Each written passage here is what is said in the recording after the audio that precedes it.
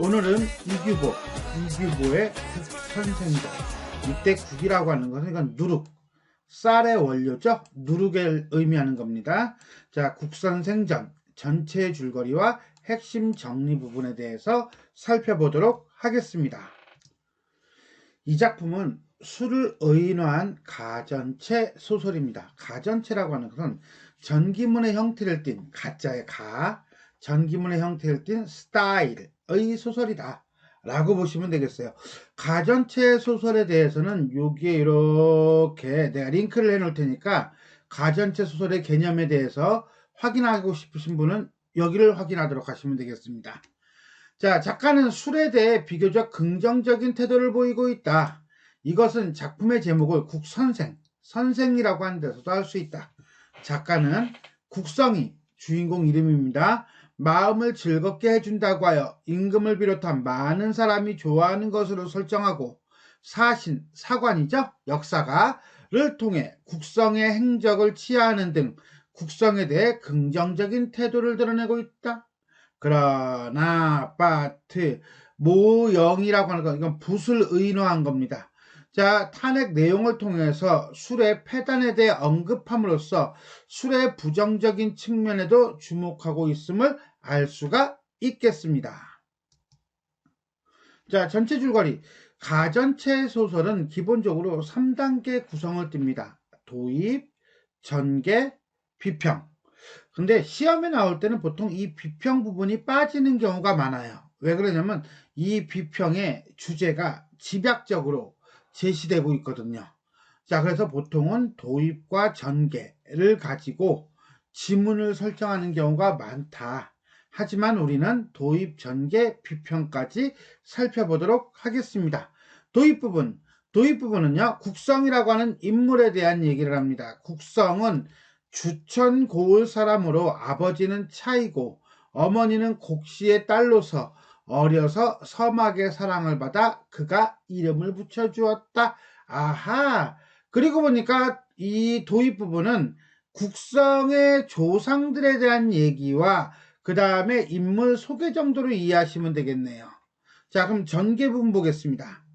국성은 어려서부터 도량이 넓었다. 자라서는 유영, 도잠과 더불어 친구가 되었으며 임금도 국성의 향기로운 이름을 듣고 등용한 뒤에 총애를 한다.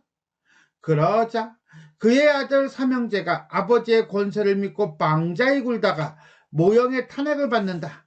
이로 말미암아 아들들은 자살을 하고 국성은 폐서인이 되나 뒤에 다시 기용이 되어 난리를 평정하는 등 공을 세운다.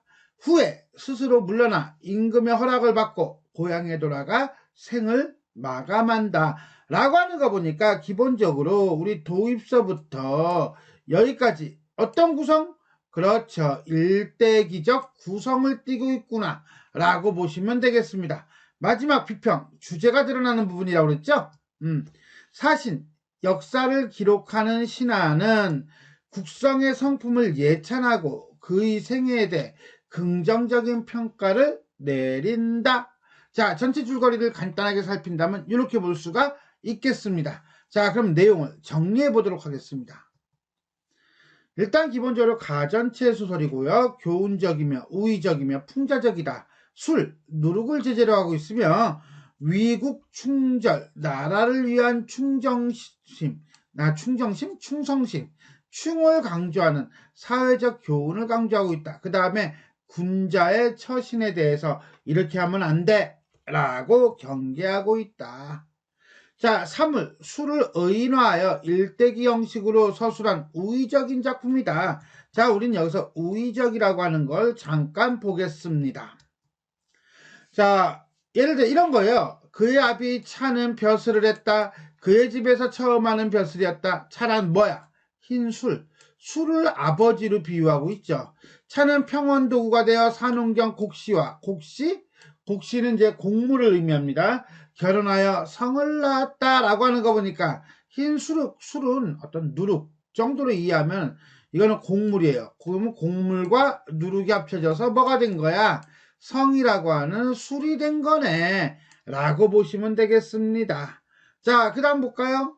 자, 여기서 차란 흰술, 즉 누룩을 의미하며 곡씨는 곡물을 의미한다. 이런 점으로 볼 때 누룩과 곡물을 섞어서 술을 만들었음을 우의적으로 표현한 것이다 라고 볼 수가 있겠습니다. 자, 조금 더 보겠습니다. 이에 임금은 그의 그릇이 믿음직하다고 해서 승진을 시켜 승정원 재상으로 있게 하고 융숭한 대접을 했다. 출입을 할 때도 교자를 탄 채로, 자, 교자는 뭐야? 그랬더니 교자는 관리들, 소위 말해서 고위층 관리들이 타는 가마예요. 자, 그럼 이제 원관념이 술이라며. 그럼 술이 가마를 타? 술이 상에 차려져서 술상에 올라가서 임금에게 바쳐졌음을 비유적으로 표현한 것이다 라고 볼 수가 있겠네요. 하나 더 보겠습니다. 성은 이미 벼슬을 그만두자 제고을과 경마을 사이에 도둑들이 떼지어 일어났다. 제라고 하는 건 배꼽을 얘기하고 격은 가슴을 얘기한다면 배꼽과 가슴 사이에 도둑들이 일어났다는 건 한마디로 속에서 우라통이 터져버린 거네. 그래서 근심 숫자야. 근심이 가득한 성에 물을 대요. 이때 물이라고 하는 건 술이에요. 싸움에 이겼다니까 술 먹고 근심 걱정이 어떻게 된 거야? 사라졌다는 거네. 한마디로 술이 없어지자 사람들의 마음에 괴로움이 생겼고 그러자 술을 대어서 술을 마셨더니만 사라졌다. 즉 이 구절은 인간의 심리적 갈등과 이를 술로 해소하는 과정을 전쟁이라고 하는 상황에 비유하여 우의적으로 서술하고 있다라고 볼 수가 있겠습니다. 자, 이렇게 우리 이제는 주인공 국성의 족보는 전부 다 술과 관련된 인물들을 의인화한 거, 즉 우의적으로 표현한 거예요. 자, 그런데 아까 뭐 차도 나오고 그 다음에 곡시도 나오고 하는 거 보니까 족보가 조금 복잡한 듯한 그런 느낌이 있습니다. 그래서 족보를 한번 살펴보겠습니다. 자, 국성의 가계도는 기본적으로 성이겠죠, 그죠? 근데 성이 혼자서 뚝 하고 하늘에서 떨어지진 않았을 거 아니야, 그죠? 자, 일단 할아버지, 조부, 모예요. 모는 보리를 의인화한 거예요. 이때는 벼슬을 하지 않았습니다. 그러다가 아버지, 흰술을 의인화한다고 그랬죠? 그 차대에 이르러서 비로소 벼슬을 해요. 평원도구라고 하는 벼슬을 하고, 그거는 뭐 둘째 문제고, 이 차는 누구를 만나서 어머니 곡물을 만나서 성과 현을 낳습니다. 성은 맑은 술을 의인화한 것이고 현은 탁주를 의인화한 것이다. 근데 현이라고 하는 거 보니까 이 탁주를 상당히 높이고 있구나 라고 보시면 돼요. 자, 그 중에서 우리는 맑은 술을 의인화한 이 성의 족보는 다시 삼형제를 낳습니다. 혹과 포와 역이에요.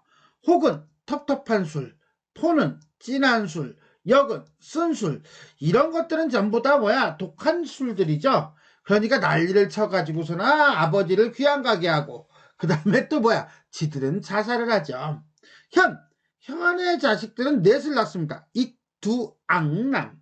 익은 색깔이 좋은 술, 두는 중양주 2번 발효시켜서 만든 술, 앙은 막걸리 내가 좋아하는 술, 남은 과일주. 난 개인적으로 과일주는 별로 안 좋아해요. 아무튼 간에 이런 가계도를 가지고 있다라고 보시면 되겠습니다. 그 다음에 성을 탄핵하는 상소를 올린 인물이 있습니다. 모영이라고 하는 인물이에요. 이 모영이라는 인물은 붓을 의인화한 겁니다. 자, 이렇게 돼요. 이 모영이 상소를 했는데 상소를 한 거 보면 이거 있습니다. 행신이 임금의 은총을 받고 있는 신하가 폐하의 사랑을 독차지하고 있는 것은 사람들은 모두 병통으로 알고 있습니다. 문제라고 생각하고 있습니다. 그래서 모든 사람들이 분하게 여기고 소리치고 반대하며 머리를 앓고 가슴 아파합니다.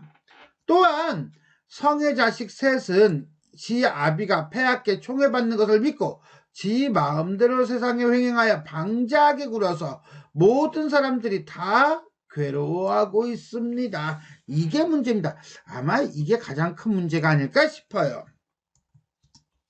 바라옵건대 이들에게 모두 사형을 내리셔서 모든 사람들의 입을 막으시옵소서. 입을 막는다는 것은 끽소리 못하게 압박을 해라? 그게 아니라 불평불만이 없도록 해라. 이 소리가 될 거예요. 자, 요 대목을 본다면 모형은 부술 의인화 인물, 역시 우의적이에요. 모형은 국성의 행적과 자식들의 잘못을 들어서 탄핵상소를 올립니다. 더더군다나 임금이 국성을 총애한다는 것은 임금이 술을 가까이 하고 좋아한다는 것이고, 그러면 나라가 정치가 어떻게 됐어? 개판되겠죠? 그러니까 술도 적당히 먹어야지. 국성의 세 아들이 지 마음대로 세상에 횡행하고 방지하게 군다는 것은 독한 술, 진한 술, 쓴 술이 널리 퍼져서 백성들에게 해악을 끼친다는 의미라고 볼 수가 있겠습니다. 다음, 사관의 평가를 통해 마지막 비평 부분이죠. 주제의식을 드러내고 있다. 사관. 자, 사관은 이렇게 평가합니다. 성이 유독 넉넉한 덕이 있고 맑은 재주가 있어서 당시 임금의 신복이 되어 국가의 정사에까지 참여하고 임금의 마음을 깨우쳐 주어 태평스러운 푸짐한 공을 이루었으니 장한 일이다 칭찬했네요. 그러나 임금의 사랑이 극도에 달하자 마침내 국가의 기강이 어지럽혀지고 화가 그 아들에게까지 미쳤다. 이거는 문제점이네요. 그러니까 조심해야지. 됐어요? 하지만 이런 일은 실상 그에게는 유감이 될 만한 것이 없다. 왜? 유배를 가더라도 벌을 받더라도 지가 잘못한 거니까 유감이 있을 수가 없겠지. 더더군다나 만년에 늙음하게 넉넉한 것을 알고 스스로가 물러났어. 그래서 천수를 다하고 죽었다는 거야. 이거는 잘한 거지. 따라서 주역으로 본다면 기밀을 보아 일을 해나간다 라는 말이 있는데 성이야말로 거기에 가깝다고 하겠다. 한마디로 나아갈 때와 물러날 때를 잘 알았다. 뭐 이런 내용이라고 보시면 될 거예요. 그래서 서술된 인물의 일생에 대한 작가의 견해와 비평이 덧붙이는 것으로 사기의 열전 형식을 본뜬 것이다. 소위 소설에서 서술자 개입과 비슷하다. 기본 코드고요.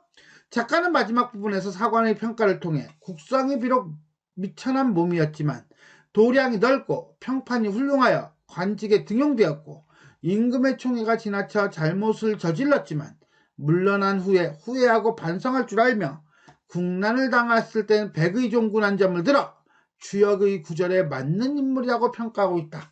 한마디로 칭찬하고 있다. 이로보아 작가는 국성이라고 하는 인물을 통해 신하가 지녀야 할 위국충절이라고 하는 주제의식을 제시하고 있다. 이게 주제가 되겠네요. 자, 이렇게 해서 우리는 이규보의 국선생전 전체 줄거리와 핵심 정리 부분에 대해서 살펴보았습니다. 지금까지 내용이 도움이 되셨다면 좋아요와 구독 버튼 눌러주시고요. 알람 설정 부탁드리겠습니다. 수고하셨습니다.